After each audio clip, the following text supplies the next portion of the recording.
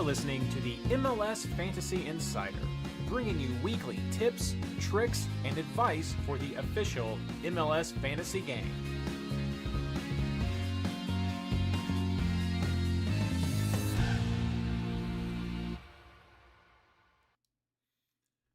Hello, everyone. Thanks for joining us tonight. Hey, Gene. Hey, Kingdom. Good evening to you as well. The social is already out over on the Twitter Blue X's. So, yeah, over on Twitter X, over on Blue Sky. That is out. We have it plugged over on the Discord servers. So, please do like, subscribe, share, do all that good kind of stuff. If you're joining us for the first time, you're right at the tail end. Just a couple of weeks left, but we are still happy to have you. Hit that like and subscribe button, hit the bell, and you can be sure to get notifications about us. Next year, when we are back for MLS Fantasy, we come to you live pretty much every Monday of the MLS Fantasy season, especially during these important times when we have double game weeks and midweek games coming up. So that's what we're going to be talking about right now. So we're super excited that everyone's here to join us as we're getting through the final bits of the season. So let's see here. Yeah, it's all out there, and I think we're ready. We are going to get started. Hello and welcome to episode 32 of the MLS Fantasy Insider, our preview of mini double game week round 30 of the 2025 MLS Fantasy season. This episode is brought to you by, hey, it's only the footy. No, sorry. Actually brought to you by the amazing MLS Fantasy Insider Patreon supporters. It's because of you that we are able to keep this project going. Find out more over at patreon.com/MLSFI.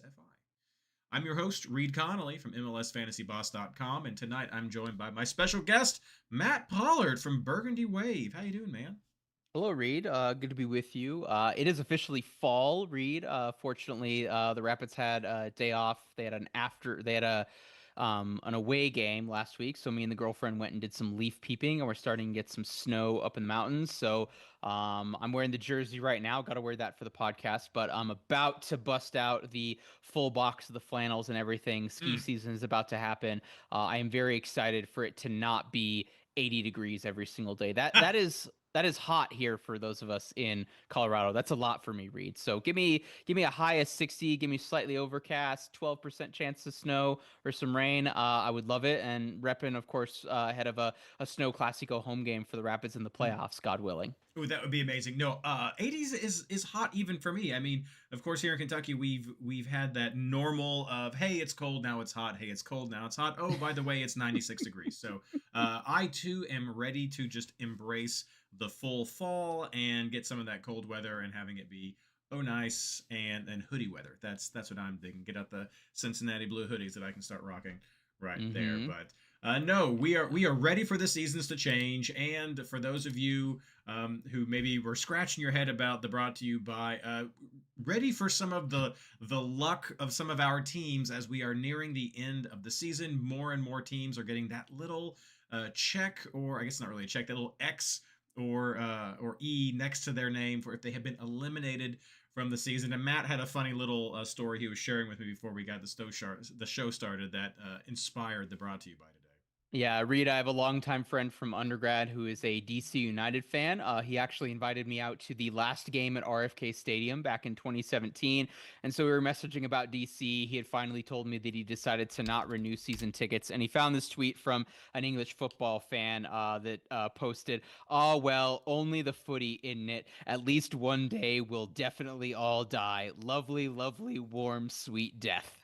And that was tweeted on April 21st, 2016. And I don't know when this screenshot was taken necessarily, but it had 2.1 thousand. So it had 2,100 retweets and 131 quote retweets and almost 5,000 likes. So to the DC United fans who are listening to this, who are somehow thinking about their fantasy team to be interested and aware of the rest of the league, thanks for joining us and everything. And we're going to talk through not triple stacking Philadelphia Union players against you. Or as our very poor friend Black and Red, I think, did last week, a triple sack of the Portland defense. So So, some things didn't work, some things did work. I know for me, it was my birthday weekend, and so that pretty much torpedoed my entire switcheroo plan, and so didn't go as I planned, but would love to see some of the scores that people have in chat right now. Saw some great scores people were sharing in Discord later on. Let's just start with some quick round 29 takeaways as we're nearing the end of the season. Matt, how did you do, and what did you pull out from this season that's important going into next round?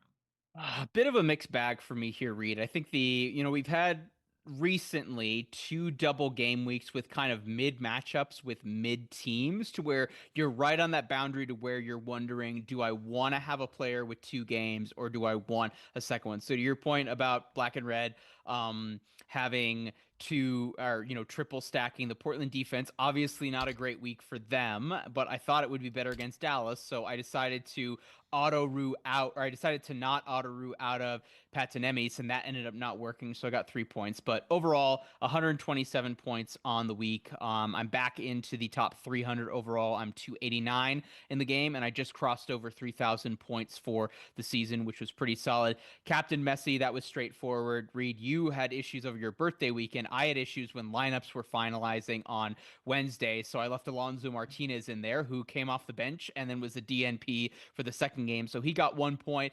But me being the auto-roo king of this podcast and of this community, Jordi Alba and Sebastian Berhalter for 24 points off of the bench, not too shabby.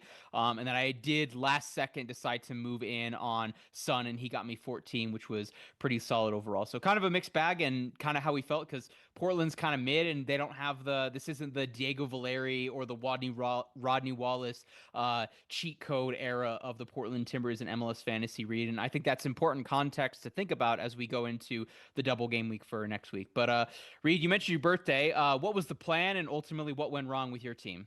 Yeah, so it was a belated celebration weekend. So my birthday was a little bit earlier in the month, but this was the weekend that it lined up to be able to celebrate.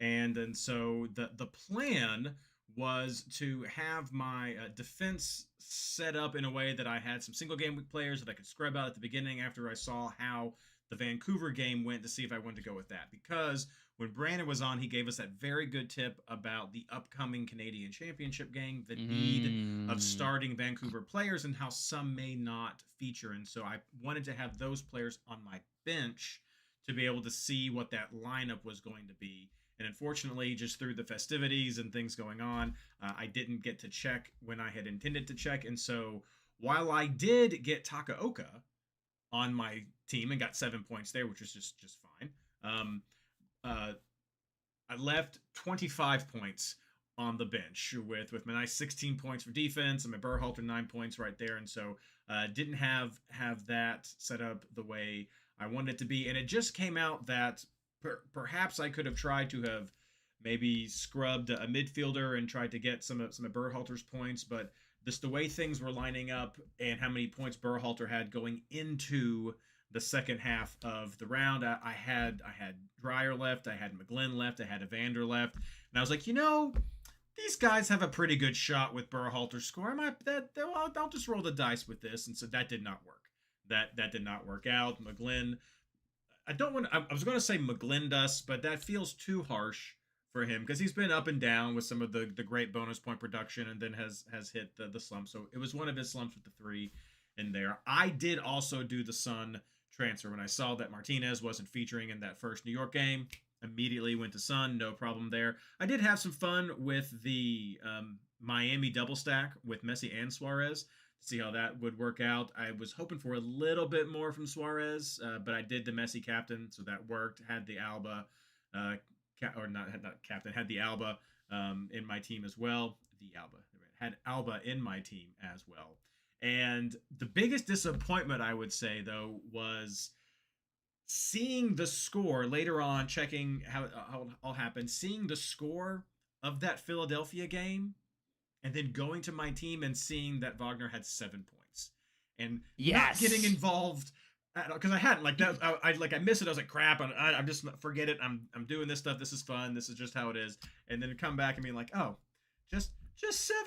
All right there. That's I guess that's just something that I'll have to live with, isn't it? So Didn't work out quite as planned, but these things happen. It's just part of it. It's kind of been an up and down kind of week anyway right there. But as far as takeaways go, I mean, we're seeing more teams um, getting the elimination. We're seeing what's on the line for a lot of those teams. Like Chicago came out with that win that they had, and they're right there on the brink. I mean, before the show started, Matt and I were talking about the possible scenarios for some of these teams, and Chicago was definitely one of them, and they did it with a 2-0 win against Columbus, and we've that's been a theme that we've seen this year, and I think still plays into going into this final part of the season.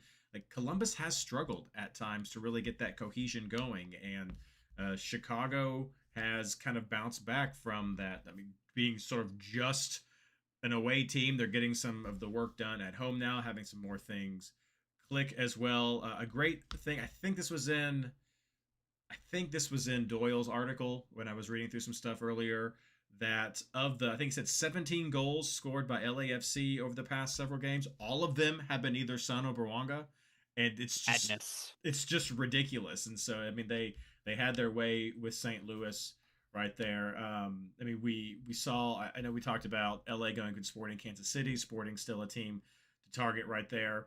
And then the Cascadia games just came away like I think I expect Cascadia games to be. Scores on both sides. I know there have been times where things have been higher than they have there, but just means so much to everyone there. But the big disappointment for me was that Cincinnati game with that win right there on the edge. And Cincinnati is dealing with a few key starters who are out. I think it seems clear that with a playoff spot clinched, they're just making sure that everybody is rested and healed before going into the playoffs. And so I don't know what's going to happen these final couple of weeks, but I wouldn't be surprised if guys are given some extra time to be able to be ready to go and be at 100% before they're in there. But a lot of it is just as we would have expected from this. So not a whole lot of names to look at, but just really be mindful of who is still playing for something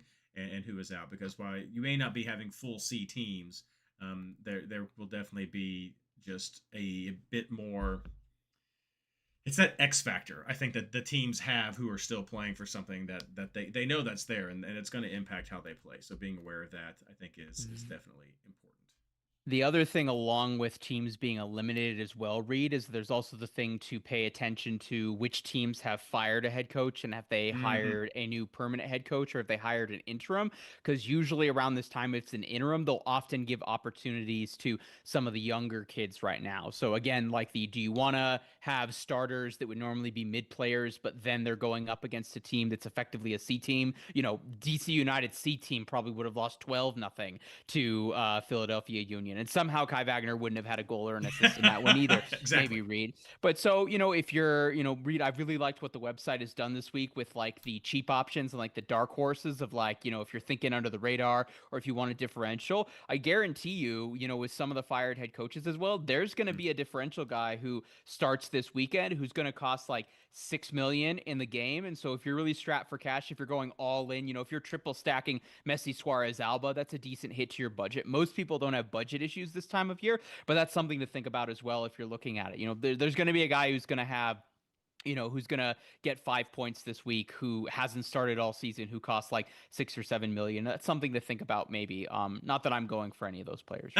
No, absolutely. I mean, in an early version of my team, I was actually 1 million short. So, but that is one thing I will say too. If you're looking at some of these past scores and seeing some of I know a lot of people like to sort by points from last week. Just a little bit of a caveat there by some of those Philadelphia players with that massive score that's there. Other people that we've seen, like people like Paintsill, definitely more consistent. People like Sealy, who came away with a huge score last week. I mean, those are not unexpected numbers that we've seen, but there definitely have been some rotations and some different names that are up there just to be mindful of. And some of this because of exactly what Matt was saying right there. So, okay, that's just the quick takeaways, because we have a mini double game week coming up for you all that we're going to be talking about here. Mini because we only have 2 teams who are playing, but there are several other X factors about this this upcoming round that we want to make sure that you are aware of as you are setting your teams, because everything locks Tuesday. So you have to have it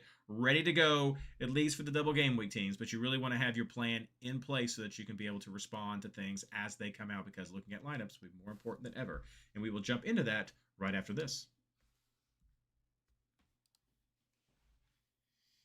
Oh, chat, I forgot to call out your scores. I was looking at that. Yeah, you guys, I did awesome right there. Cam with that 145. Very nice. Very nice. And Christian overall for that. You went up a rank, didn't you, Christian? Didn't you go down to like uh-oh, my stream might be freaking out again. Oh no. Oh no. What in the world just happened? Oh my gosh, what in the world just happened? I have no idea, Reid. I've been here the whole time. That's good. Did something weird like this last week too. Let's see here. Do we still have a live chat? Refresh.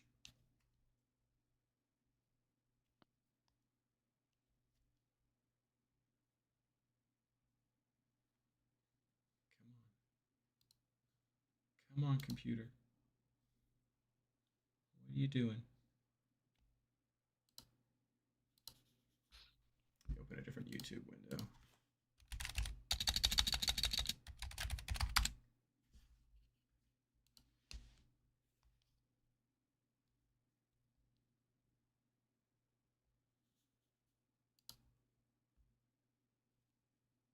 Oh gosh.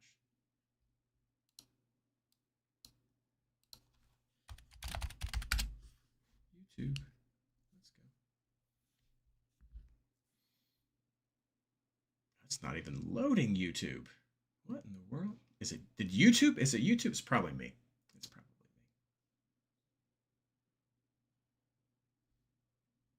Try a different browser real quick.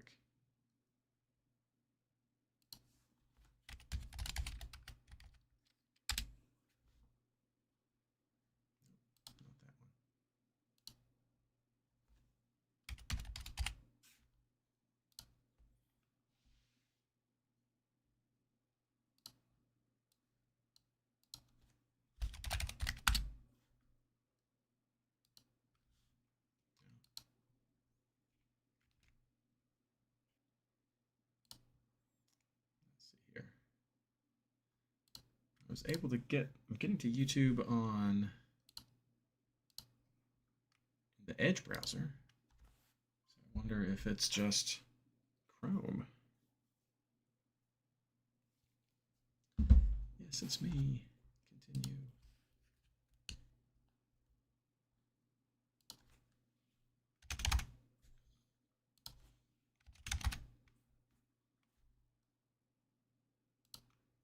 That's not what I want to do, but okay. I just wanted to go to YouTube.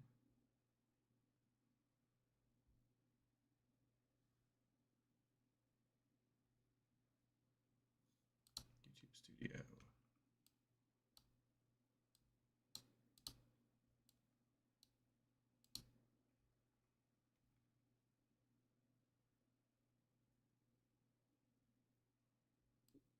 All right. Let's see here. Are we back? Are we back in here?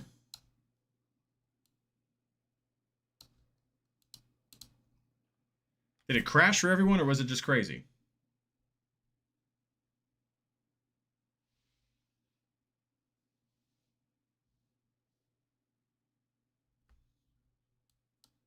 All right. I have to change that. Social media. Okay. That's that was weird. Had to small crash. Yeah, completely crashed on my Chrome. Had to come back in with a different browser. So as long as we're back, we're good. So we'll see what my editing looks like tonight. But yeah, I think that may have just been my Chrome completely crashing. We're still live. That's good. That's good. I'm just trying to get back up my my rundown if I can. What in the world?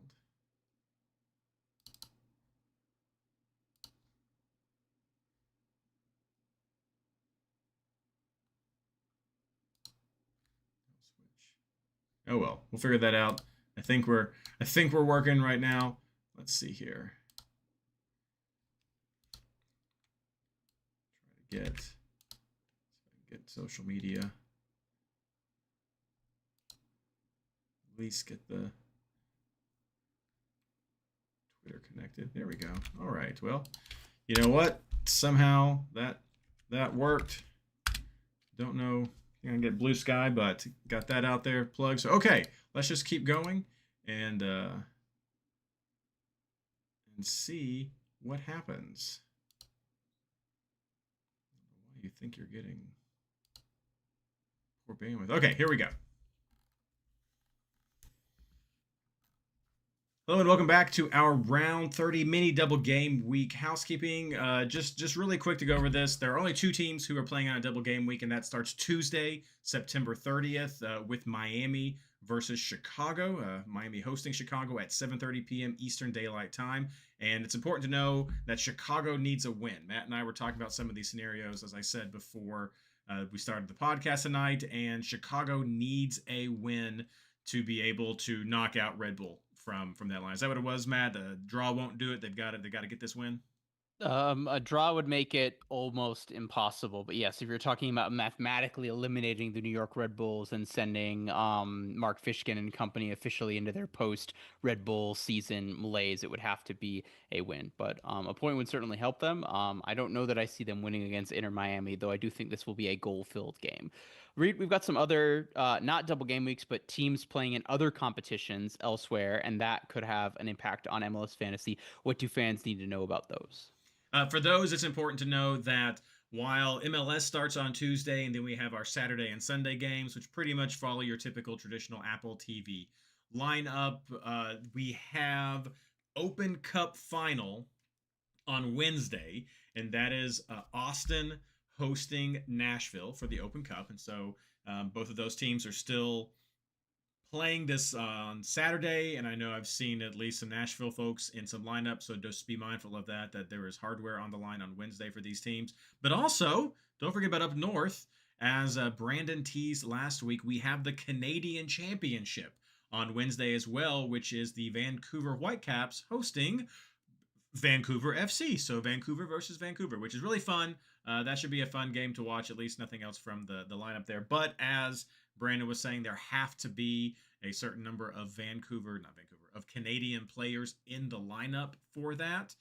So keep an eye on that because Vancouver does play, but on Sunday. So they get a little bit of extra time for that Sunday game because they have some of this midweek there. But they have their own midweeks there as well. And don't forget, Miami is playing a double home as part of this, and Chicago is splitting with on the road and then back at home for their lineup as well. Other than that, please do head over to the MLS Fantasy Boss Discord channel. We have everything that you might need there to check out to get prepared for your fantasy team. But just that mega reference, that is the best thing that you can go to check out if you are looking for some advice, some tips, safe scrubs, just keeping an eye on all of the games. So go over there, check that out. The easiest way to get there is mlsfantasyboss.com/Discord. So just do it. It's fun. It's free. There's fantastic people there and lots of great information. So that is enough. With hope our stream and our recording going to keep going through the little technical glitches that we had tonight.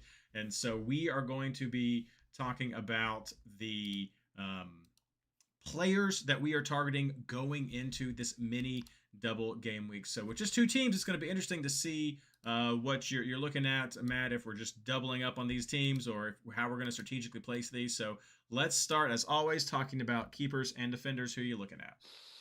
I'm staying away from the goalkeepers in this one, Reid. As recent double game weeks have showed us, we should not have a whole lot of trust in the Inter Miami defense outside of Jordi Alba attacking.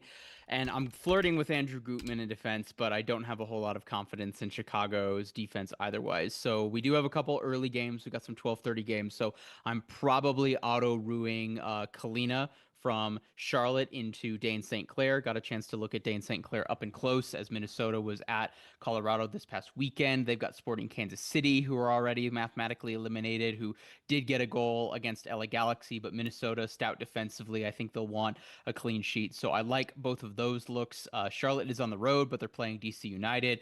We'll see what that looks like. In defense, as I mentioned, definitely starting Jordi Alba. He's been money as one of the one double game week defenders you could have for Inter Miami, contributing up in the attack. I'm flirting with Andrew Gutman, though I'm probably going to have him on the bench, Reid, because I don't know that I like Chicago to get a clean sheet in this game, but I also like their chance for Gutman to contribute to the attack. We know what we talked about with Inter Miami's defense, and I don't trust Toronto's defense either midweek. And then it's pretty much straight chalk after that. Kai Wagner with a favorable matchup with Philadelphia Union. I like that. Hopefully he gets us both more than 7 points this week, Reid. And then as we mentioned, Sealy for Montreal. They will be hosting Nashville, and I'll get to this a little bit later, Reid. But if I'm looking at it, technically, even though Austin and Nashville both have double game weeks, Austin is at home for both of them. They're hosting the Open Cup final, and then they're home to St. Louis on Saturday night, and then Nashville is on the road, and then on the road for an early kickoff for Montreal. So I like the possibility of having a Montreal player in my team against Nashville, and because they're having a lot of road travel, and I think it's going to be an Austin win on Wednesday, Reid. So even though they're at home, they might have some heavy heads going into training on Thursday and Friday. So we'll get to St. Louis a little bit later. So I'm going Sealy, Gutman, but probably on the bench, Jordi Alba and Kai Wagner. I'm struggling, Reid, who I would want if I had a fifth defender in there, if maybe one of my auto ruse doesn't work out. I don't know that there's an obvious one for me. Give me some ideas, Reid. Yeah, I think you're nailing some of the chalkier picks that people are looking at this week. Definitely Alba there, definitely Gutman. I mean, I think he was playing maybe out of position. At least the lineups on MLS Soccer had him out of position last week, and so he's tended to have been one that people go to because of that. If you're looking for those other out of position players, and yeah, Sealy is definitely the one to go with, and Wagner's just been so consistent with the points that people have been going to him for each week that it's been hard to pass him up for that. If you're looking for some other options, oh, sorry, I've got there we go. Get my lineup right there. I mean, if you're looking for some other options, I'm going to mention Freeman again as a potential. I mean, he had that amazing result against Cincinnati. We've looked at him several times for that. We talked about how Columbus Crew has had some struggles in this season as well, and they're going up against the Crew this week. So I think he is one that you could easily target going into that lineup. The one that is intriguing to me that perhaps is a bit of a flyer, and we did see some of it last week, but this is part two. Seattle Portland. This is more Cascadia going on down there. Portland's had some struggles. Seattle, maybe this is kind of out there on the fringes of potential clean sheet points. Might be just some hopefulness there, but there could be something right there. I've seen, as far as keepers, I glanced over that real quick because the only one that I have for sure in my team right now is Takaoka. I agree.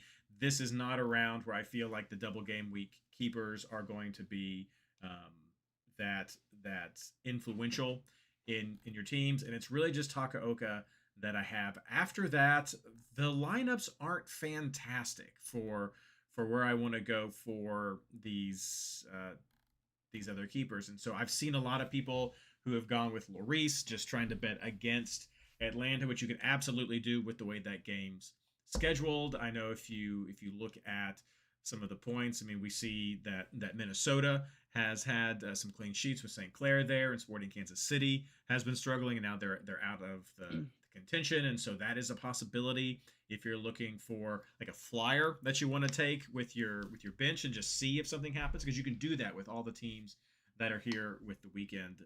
But those double game week players aren't there. You could look at Austin because we saw just some struggles with St. Louis, but they've had some successes. So these are flyers, and as you mentioned, Matt, they're home. They're not having to travel even with their double. So there's options there, but it's potentially that you could look at some of those road players as well. If you think that Nashville's going to be ready to go, you could look at some of those Nashville players that we've looked at in the past. I'm a little worried about Charlotte. We've gone to them pretty often for some of the defensive options, and they've just not been holding it solid.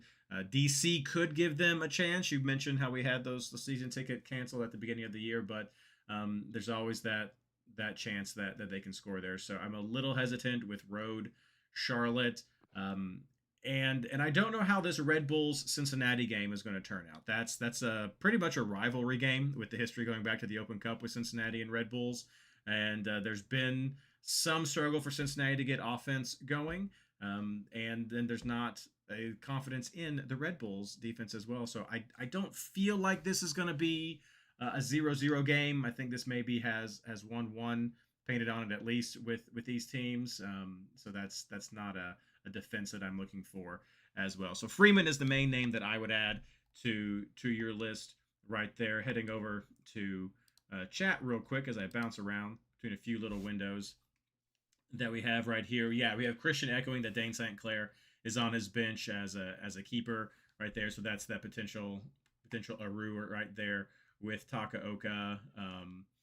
And Christian does point out that we need to be sure that we mention that Alba is on a yellow card warning. So if you do have him, good point with that. I mean, I think it's a double home game for Miami, with the first game being at home to Chicago, the second game being at home to New England Revolution. I feel like having Alba for one of those games puts him on par with the other single game week players that you would have for the field. So I don't think you necessarily have to hedge your bets about not having him or having him on your bench. I think you could start him and just be like, you know what, that's what I'm going to go with. But if you want to, he does play that 7:30 slot, which means he'll be finished by about 9:30. So you'll still have the Seattle game if you want to work in some players from there. You'll still have the Vancouver and the Los Angeles game, which you may have some defensive options from LAFC that could be tempting for you if you're filling in a late slot to do a swap like that with an Aru, or just wanting to bet against Atlanta. And of course, Vancouver's got a lot of people that people will want to look at, and this will be after the Canadian Championship, so the roster restrictions should be more available, and you'll see who's going to start right there completely. So that's something to look at. It's interesting, Reid, that there's not a, speaking as someone who's in the Mountain time zone, I don't know how many people from chat, are in the Eastern time zone, but if you look at it in terms of the, I'm going to take a risk on a keeper who's in the 7:30 Eastern slot, and then I want that game to be done by 9:30 so that I've got somebody from the 9:30 or the 10:30 slot. Other than St. Clair, I don't know that there's an obvious one that you would go to. We already talked about how we don't have a lot of confidence. Neither of us even mentioned a goalkeeper who's going to be on a double game week this week. But then you've got Houston hosting San Diego. I mean, are you going Jonathan Bond? Probably not. And San Diego's defense has been solid this year, but they just lost 1-0 to San Jose over the weekend. We talked about St. Clair against Sporting Kansas City. That's what I'm going with right now. Rocky Mountain Cup, RSL versus Colorado. I have no idea. As a Colorado Rapids person, I am steering clear of that game. From a fantasy standpoint, I have no idea what's going to happen. I wouldn't trust either goalkeeper to get a clean sheet. We talked about Vancouver with their situation. LAFC, I still think they've got defensive issues, Reid, with Aaron Long out. I fairly confident that LAFC is going to win that game. I'm fairly confident there's going to be a goal contribution from Denny Bouanga and from Son Heung-min. Do I trust them to get a clean sheet? Maybe. I don't know. We talked about Vancouver. We'll see what they do on Wednesday night against Vancouver FC. And then your other game late on Sunday night is Seattle hosting Portland. We talked about our issues with the Portland defense at the top of the show. And normally you would think you would like Stefan Fry, but Reid, if Ashley Savage was on here right now, she would say Portland has a pretty decent record in Cascadia at the Clink. And so do you trust that? There's not an obvious one-pick one other than St. Clair, which is who I'm going for right now. But I think that makes it more interesting. Reid, we've had weeks where there's been matchups to where there's been an obvious late time zone goalkeeper to go to, and I think that makes it more uniform, which makes it less fun. So let's see what happens, and 5 different people are going to say 5 different goalkeepers, and one of them's going to get a clean sheet. We'll see what happens. Yep, we'll absolutely be there. And, of course, we'll give a shout-out. Christian also mentioned Waterman over there with now Chicago, formerly there Mm-hmm. with Montreal. A couple of clean sheets since he started being consistently starting right there. Of course, definitely harder with that Miami game right there, but more of a chance with the second lineup and to see right there. But just depends, whichever you want. Gutman, if he's still OP, that's definitely very attractive for a defender on your team. All right, let's move over to midfielders. Matt, who are you looking at?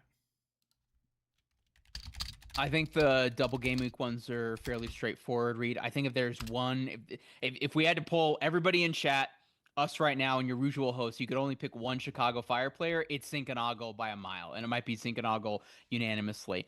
I wouldn't like him if he was on a single game week, but I still think DePaul, he's been starting regularly, going 180 minutes in these two double game weeks there. That's kind of it, Reid, as far as the double game week midfielders for me. I think there's the obvious chalky ones that you've got going on. Evander's pulling the strings for Cincinnati. There's a chance, depending on what happens on Tuesday night, that New York Red Bulls have already been eliminated. So then Cincinnati, who do have some injuries, as you mentioned, are going on the road to a team that's already eliminated.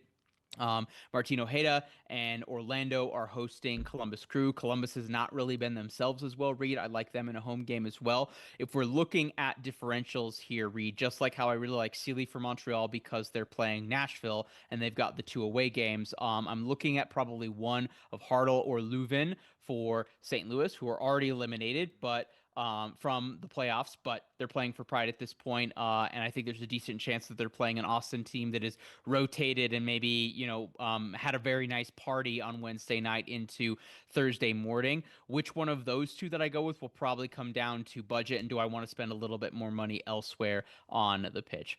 Who do you like, Reid, in the midfield? Yeah, the other names I'm going to add to that list right there is, of course, going to be Rusnak. I mean, he's come back. He had that strong performance last week, and so going into this round against Portland, that is an important game, and so I think he's another one that we could lean to as well. Of course, a name that I'll throw out there that we didn't have previously may continue to get rested. We'll see what happens with the Cup, but Mueller, I think that's one that we have to keep an eye on to see what's going to happen with him coming back against San Jose. That's a very leaky defense that we've seen all season, and is absolutely an opportunity where he could clean up for sure. Of some of those names that you mentioned, I know you had Ojeda and Evander both mentioned. I think I like Ojeda more. That's just because of what Columbus has been struggling with their results lately. So I think he is a really good pick. This is a road game for Cincy. Don't know if Celentano is going to be there. Don't know if Miaz is going to be there. Not sure if we're going to have everybody ready to go in that lineup. And so could see he's up and down at times with Evander, but definitely worth the consideration. Just like Mukhtar, seeing what's going to happen after the Cup, see what the availability is for those. But those are a couple of names I would definitely add to the list. Checking over in chat right now. Yeah, Paintsel, FC Kingdom mentions him. Great form lately for Paintsel. Can't disagree with that as well. Let's see here. Yeah, Mukhtar could smash Montreal even after a trophy game. Absolutely. I mean, he is in my team right now because I do think that is absolutely a possibility that he's going to have that there. We do see a note about avoiding Dreyer, and he'll do great against a basically eliminated Houston team. So we'll see what happens with that. But yeah, those are some of the usual names. It'll be interesting, I think, to see how Heel performs. I mean, he's one that could definitely get some results against Miami. As you said, we're really only going into Miami's defense for Alba, and so there could be some results for Heel. We saw Nico do well in the double game week that he had for New York City FC, and so it'll be Philadelphia at home, though. We'll see if those clean sheets keep holding out for them, but he's been one that people have also looked at as a potential maybe fifth mid that you might have as a bench option, but you could have somebody rotate in there on those Saturday games. Okay, let's go on next to maybe the easiest spot of this week for sure. So forwards, who are you looking at, Matt? I would be shocked if Lionel Messi has anything less than 99.9% starting and captaincy this weekend, particularly with what he's done in the recent double game weeks. Interesting also read that like for the most part, like he's gone through most of those games. It hasn't been like a start both games of maybe subbed off at halftime or subbed off when like things are going relatively well, or if things are going well, it's because he has 2 goals and an assist. So I feel pretty safe. Messi, double game week, 2 home games, 2 bad teams, captaining, probably playing, 160 minutes plus between the 2 games combined. Similar read to what I talked about with Andrew Gutman. I'm iffy on Hugo Kuipers, so I'm probably going to have him on the bench. And at least right now on this version of my team, I've got Son in as the other forward. So Kuiper on the bench, we'll see what he does. Gutman on the bench as well. I would love like a Gutman assist, but not a clean sheet, and then probably a Hugo Kuipers goal as well. Reid, that would be pretty fun. I could swap out Denny Bwanga for Hunmin Son. Who are the other forwards that I was looking at as well, Reid? After Philadelphia's big week that they had, could they take advantage against New York City FC? I think that's maybe another dark horse to consider there. Was there one more that I had? I think that was it. Unless Reid, once again, who am I missing? No, so I mean, Messi, Kuipers, and Son are the three that I think are easily slotting in to the team right there. You could, I guess, you have your back and forth of do you want Son, do you want Bwanga, as we mentioned before, of they're scoring all of the goals right now.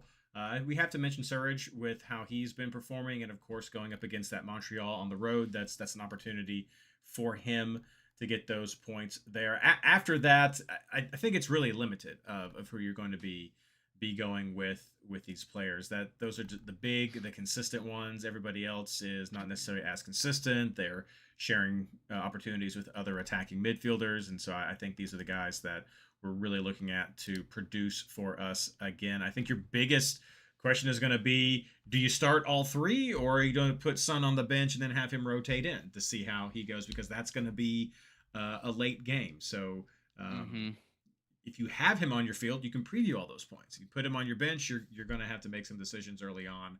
So just be sure you get that strategy lined up with LAFC having that last game. So that's great to activate your Arus, but you'll eventually have to either take some points or roll with them. And he's not a bad guy to just roll with if you end up having to just take the points on your field and not do something with your bench. So just a few other names to consider, Reid, since we made such a big deal about the non-MLS midweek games and other stuff going on. Prince for Montreal, do we see a leggy or a rotated Nashville defense? I think is an interesting question. And then if we're looking at teams that have already been eliminated, Peter Musa scoring at home against an eliminated LA Galaxy, I feel pretty solid he's going to get you at least probably 6 points, maybe even 7 points. And the other one, I like this one the least good, Reid, or of the of the teams that are playing midweek, not in MLS, that are playing on the weekend. If I had a choice between Montreal at home against Nashville, St. Louis at Austin, and then San Jose at Vancouver, even with San Jose having just beaten San Diego on the road, I would say San Jose is my least preferable of those three. That being said, if you're going with somebody, and who knows, maybe there's a bunch of injuries. I mean, if we find out now that Brian White and Takaoka and Thomas Mueller are all on the bench for Vancouver, then I would reconsider that, on Saturday night. In which case, if defense, maybe you think Dwan Jones, but I think the most likely of the ones you would pick there would be Christian Arango. But I don't think the probability of thinking what Arango could do. Arango's ceiling, his floor might be higher than the other ones they have, but Messi's going to go off this week. I feel confident on that. Son's going to go off this week. And Kuipers with 2 bites at the apple, and one of those is against a Toronto team that hasn't kept a clean sheet in months. Feel pretty okay about that. Christian's comment is hell no for Kuipers, but also important mentioning that, as I mentioned, as I mentioned, I did the stack of Messi and Suarez last week. Probably won't do that this week, as I already shared that. But Suarez is on that yellow card warning as well. So if you are thinking about doing that, that is just something to keep in mind as you're going that. But the chalk this week is going to be Messi, Kuipers, Son. So that's what we're going to be seeing right there. Okay, well then let's wrap everything up and let's mention captains. And as always, Matt, if not Messi, then who? It's Messi. So there that is. If not Messi, I think still, Reid, you would have to go with another one of the double game starters, in which case then I think the only real options you could consider would be Zinkernagel or Suarez.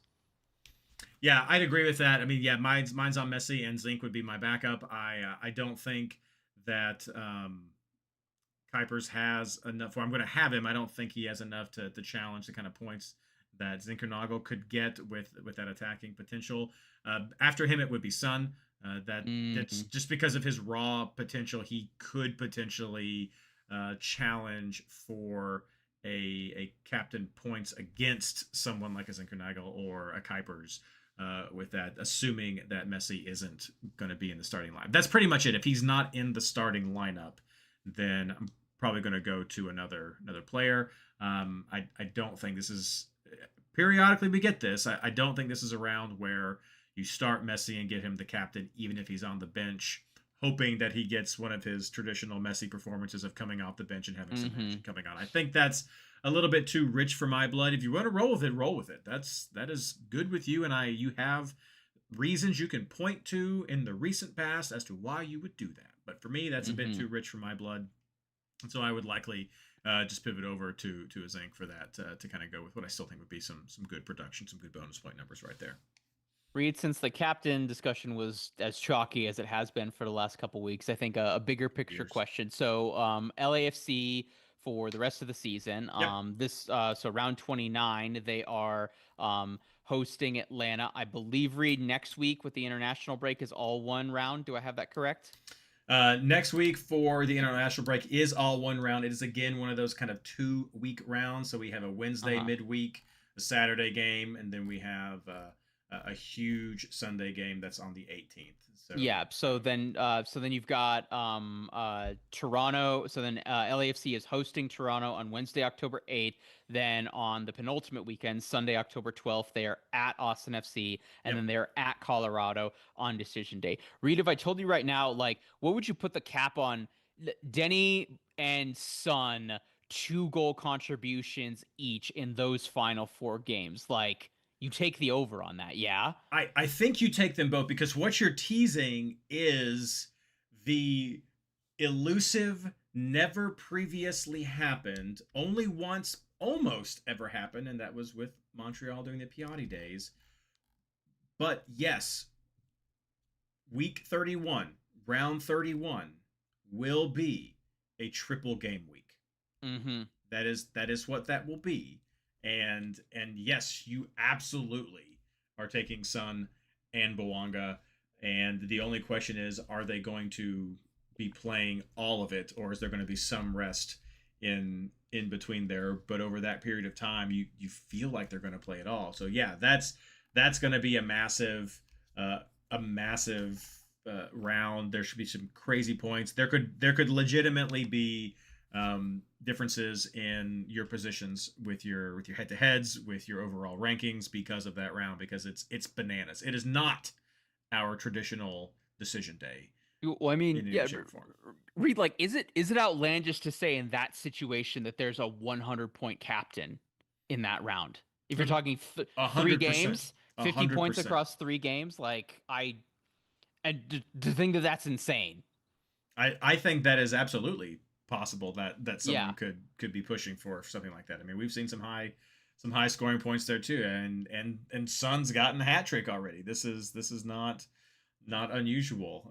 So it'll be crazy. I mean, we're looking at double games for Miami. We're looking at triple games for LA. I'm kind of surprised they kept the Toronto LAFC game. That's what I would have expected based on previous history, is that game just would have been scratched, and it would have just been not having the midweek, but going with Saturday, Sunday, Saturday as the games. But it's in there, and we are all the better for it. And so yeah, little preview right there if that had fallen off your radar. But we've got that crazy triple game week coming up. So yeah, it's gonna happen. Very exciting. All right. Well, anything else, Reid? No, that's all that I have. I really appreciate you all coming in. I really apologize for sort of the weird tech hiccup that we had. I'll try to make sure everything's still working and try to get things put together as quickly as I can. But Thanks everyone for sticking around for the show. Thanks everyone for sticking around for the season. It's so great to see all the names and have all the interaction right there. Let's wrap things up with our plugs. Matt. Reid, you can check out my written work on all things Rapids and increasingly Denver Summit FC and Colorado soccer over on burgundywave.com. If you like what you heard from me today, you can hear Holding the High Line with Rabbi and Red wherever you get your podcast. We are recording tomorrow. We'll be having Marcelo Balboa on to talk about the Rocky Mountain Cup. So I know we didn't talk a whole lot about that, Reid, because there's not as much fantasy stuff to talk about, but we talking about Diego Luna, Paxton Aronson, the Rocky Mountain Cup, Rapid Man being obsessed with potatoes. If you saw that meme from last week as well, that was kind of fun. Okay. And I am, you can follow me on Twitter at LWS Matt Pollard, though I am more so over on Burgundy Sky Reid, where you can find me at by Matt Pollard. That's right. And of course, for me, head over to MLSFantasyBoss.com. Check out everything that we have coming out. It's been a fantastic lineup of articles this season, so definitely props to everyone who's been helping with that. You can guarantee that in the coming weeks, you'll see a triple game week article, so I'm sure our fantasy clinic guys are going to love to dive into that one. But yeah, check out everything going on there with the ranks, with the differentials, with all the picks that we have. And be sure to head over to the MLS Fantasy Boss Discord to be involved in that community and all the chat that goes on there, because it is just the best place to be and the best community that you can be a part of. So take advantage of the resources. Be sure to get your team set by Tuesday because, as always, good luck.